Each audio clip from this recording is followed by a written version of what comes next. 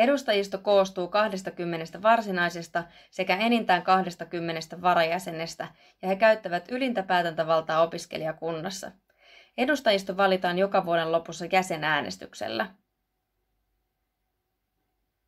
Jos olet siis opiskelijakuntasi jäsen, eli sinulla on heiltä opiskelijakortti, sinulla on oikeus äänestää ja lähteä ehdolle monien muiden etujen lisäksi.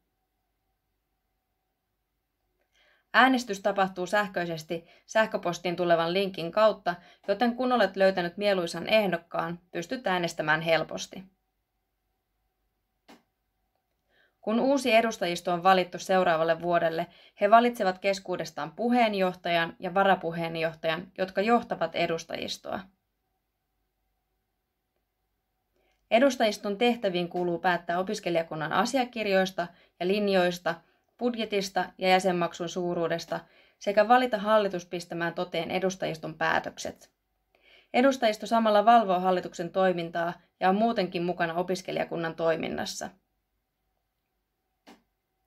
Jotta voimme saada monia näkemyksiä yhteen ja muutoksen aallot aikaan, ovat opiskelijakunnan toiminta, edustajistovaalit ja äänestäminen äärimmäisen tärkeitä.